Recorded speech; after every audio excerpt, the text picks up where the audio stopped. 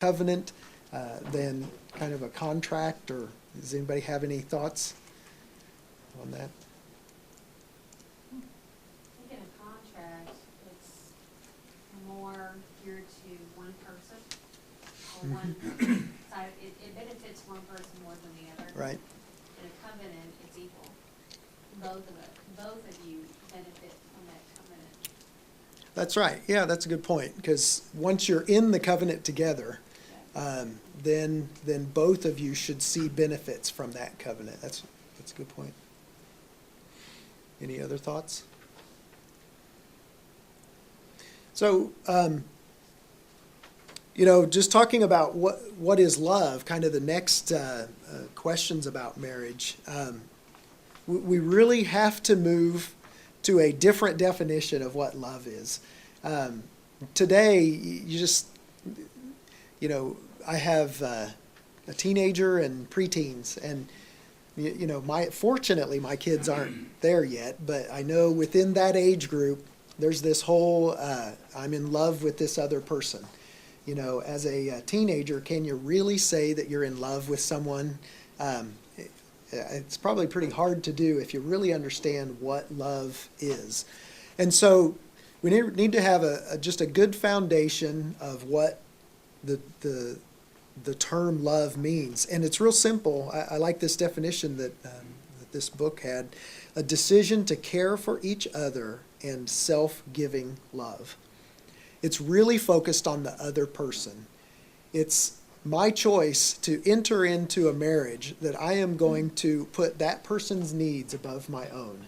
It's self-giving so that I make the choice to give that love to my spouse.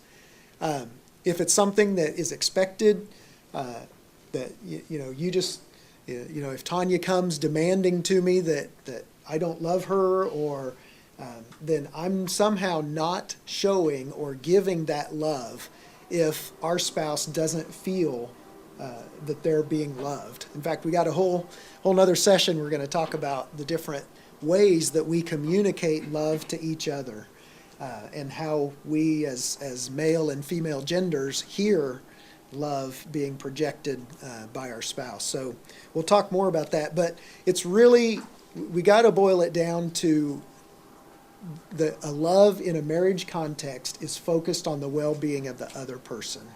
And that kind of sets the framework of what love within a marriage is. What is fidelity? What will it mean to shift your primary loyalty from your family of origin to your new family? And then how can you balance honoring your parents with your responsibilities to your new family? In fidelity, just that term really means your allegiance. Who is your allegiance to? And before, when I was growing up at home, I lived under my parents' roof. I had an allegiance to them. I had to abide by their rules. They fed me and clothed me, and so there was a responsibility I had within that covenant of family to be subject to them. Well, when we get married to another person, I need to have more allegiance to my new covenant, my family, than my parents and my siblings. And Dennis has talked about that a lot with the mother wound, or some of these wounds men have. Is there may be times where my mother kind of puts her nose into our marriage, and I have to make a decision. Am I going to listen to what my mom said, or am I going to go with what my wife would like? And so that's what it means to have fidelity within your marriage. A lot of times we think that fidelity word is just sexual fidelity, where no adultery or an affair.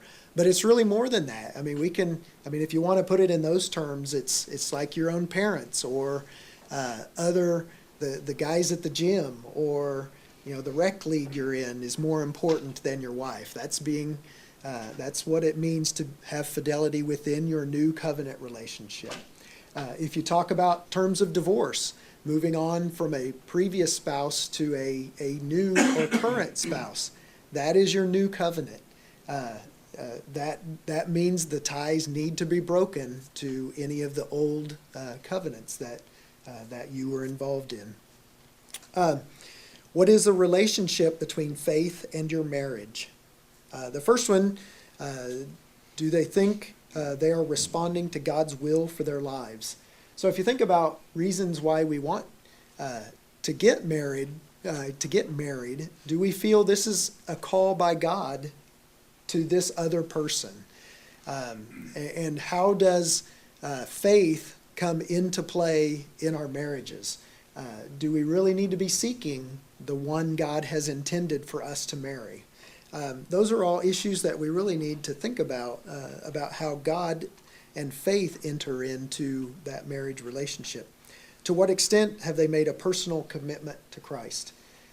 In the New Testament, we're admonished to only be yoked with believers and to not be yoked or in a relationship with a non-believer.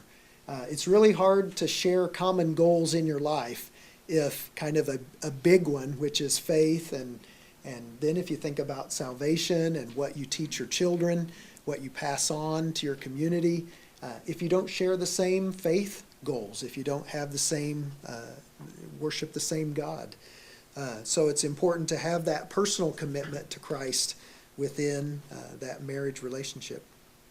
What's the difference between, what is the difference in that commitment between them? How will they deal with the difference? So you may still both be believers, but if one person really takes their faith serious and the other's just nonchalant about it, that can actually cause problems within a marriage. A lot of times you'll want to be more active or involved in your church, but the spouse just really wants nothing to do with it. Then that can be an issue in your marriage, and you have something you just have to work through. What importance do they place on being part of a church? Just the community. God's intent is that He builds up a family unit from two people. When they have children, there's more. That family unit plugs into a smaller community. To be encouraged, to have a support network, kind of like a local church. And that is the way God intends us to function, is within a broader community, so that we as Christians and family units can encourage and help train each other and hold each other accountable, and to be part of a larger church. What will they do to reach out beyond themselves and serve the world? So, God instituted the family unit as a way to spread His message to the rest of the world.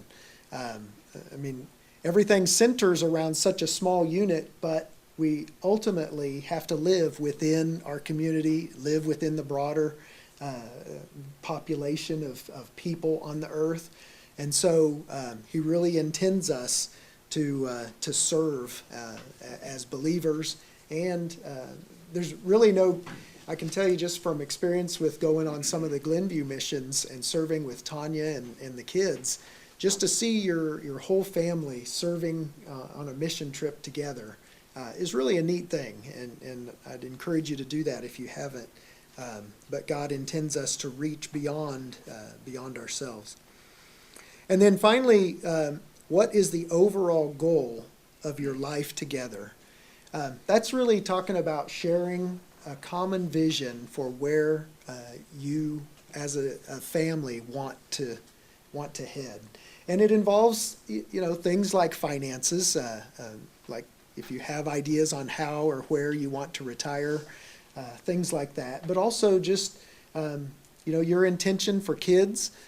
I know some couples who've they just haven't had kids, and just God hasn't blessed them with kids, and they've had to deal with that within their marriage in order to share that common vision that we may have intended to have kids, but that's not God's will. So they've had to deal with that as a marriage unit in order to share that life goal.